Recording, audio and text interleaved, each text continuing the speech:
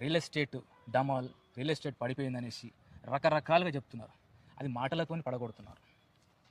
కొంతమంది వ్యక్తులు కానివ్వండి, ఏదైనా కానీ కూడా రియల్ ఎస్టేట్ అనేది అందరూ పూనుకుంటేనే, చేయుతనిస్తేనే ఆ రియల్ ఎస్టేట్ రంగాన్ని కాపాడుకుంటారు. ఒక రియల్ ఎస్టేట్ రంగం వల్ల ఒక బిల్డర్ బతుకుతాడు, బిల్డర్ వల్ల కూలీలు ఉంటారు, ఆ కూలీల వల్ల ఎన్నో సంస్థలు బతుకుతాయి అనేది రియల్ ఎస్టేట్ రంగాన్ని.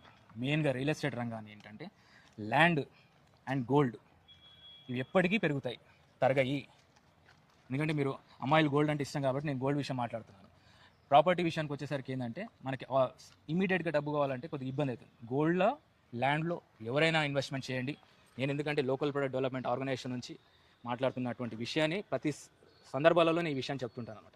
సో ఇన్వెస్ట్మెంట్ వైజ్గా మీరు ఆలోచించినట్టండి రియల్ ఎస్టేట్ వ్యాపారస్తులకు కానీ మన వాల్యూని మనం తగ్గించుకోవద్దు. మీ దగ్గరికి ఎవరు వచ్చినా కానీ కూడా ఆ యొక్క వాల్యూని పెంచే విధంగా మీ మాటలు ఉండాలి. అంతేగాని మీరు ఒక విధంగా వాల్యూ తగ్గిస్తే ఏమైపోతుందంటే మీ ప్రాపర్టీస్ కూడా వాల్యూ తగ్గిపోతుంది. సో సమిష్టి కృషితోని రియల్ ఎస్టేట్ రంగాన్ని కాపాడుకోవాలి అనేది మా ప్రయత్నం. ఎవరైనా మెయిన్గా ఏంటంటే అండి, ఇప్పుడు గవర్నమెంట్ ఎంప్లాయీస్కి నేను ఎందుకు చెప్తున్నా, సెంట్రల్ గవర్నమెంట్ అండ్ స్టేట్ గవర్నమెంట్కి ఇది హబ్. మీరు చూసుకోండి, మీరు ల్యాండ్ పెరుగుతుంటుంది. సో మన వయసు పెరుగుతుంటే మనం పోతాం, కానీ ల్యాండ్ అయితే ఉంటుంది. ల్యాండ్ భవిష్యత్తు బాగుంటుంది, బంగారు భవిష్యత్తు ఉంటుంది. బంగారం పైన ఇన్వెస్ట్మెంట్ చేయండి, ల్యాండ్స్ పైన ఇన్వెస్ట్మెంట్ చేయండి. రానున్న రోజులలో ప్రపంచానికి దిక్సూచి హైదరాబాద్ కాబోతుంది. Residential place for all, not only Hyderabad, entire international లెవెల్లో మన యొక్క సంస్థలు కనుక ఎమ్యూనిటీస్, మన యొక్క ప్రభుత్వాలు కనుక ఎమ్యూనిటీస్ని వరల్డ్ క్లాస్ స్టాండర్డ్లో ఎమ్యూనిటీస్ ప్రొవైడ్ చేస్తే Hyderabad is the destiny for entire world for residence.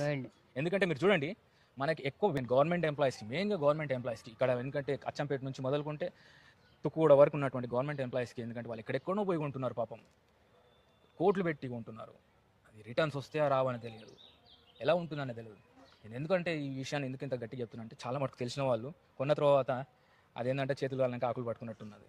So అలాంటిది కాకుండా ఉండాలనేసి మెయిన్గా గవర్నమెంట్ ఎంప్లాయీస్, ఇవాళ గవర్నమెంట్ ఎంప్లాయీస్ రియల్ ఎస్టేట్ రంగంలో, ఎందుకంటే ఇప్పుడు బిజినెస్ నడుస్తుంది కూడా, గవర్నమెంట్ ఎంప్లాయీస్ వాళ్ళు బిజినెస్లో ఉన్నారు అండ్ వాళ్ళు ఇన్వెస్ట్మెంట్ చేసే ప్రపోజల్స్ ఉన్నాయి. ఇప్పుడు ప్రైవేట్ ఎంప్లాయీస్ అన్నా కానీ కూడా ఇంకా ముందు అవుతున్నారు. గవర్నమెంట్ ఎంప్లాయీస్కి నేను రిక్వెస్ట్ చేసేది ఏంటంటే, స్టేట్ అండ్ సెంట్రల్ గవర్నమెంట్ ఎంప్లాయీస్కి, సో ఇలాంటి మంచి మంచి ప్రాపర్టీస్ కనుక మీరు హోల్డ్ చేసి పెట్టుకున్నట్టయితే ఫ్యూచర్లో మీకు మంచి రిటర్న్స్ ఉంటాయి. ఇన్వెస్టర్స్ ఎస్పెషల్లీ గవర్నమెంట్ ఎంప్లాయీస్ చేతుల్లో చాలా బాధ్యత ఉన్నది.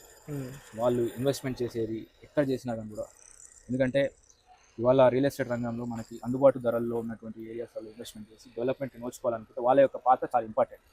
ప్రస్తుతం ఉన్న సమయం కొద్దిగా నిలదొక్కున్న తర్వాత వేరే వాళ్ళు కూడా వస్తుంటారు, చేస్తుంటారు. సో ఇది ఎందుకంటే వాళ్ళకి లోన్స్ కానివ్వండి ఇవన్నీ కూడా వస్తుంటాయి కాబట్టి, ఎలాంటి హ్యాజిల్ ఫ్రీ ఉంటారు కాబట్టి వాళ్ళు రియల్ ఎస్టేట్ రంగంలో ఇన్వెస్ట్ చేయండి. అండ్ ల్యాండ్ పైన ఇన్వెస్ట్మెంట్ చేయడం అనేది ఎప్పటికీ కూడా తరుగు అనేది ఉండదు. ఇది గమనించాలి.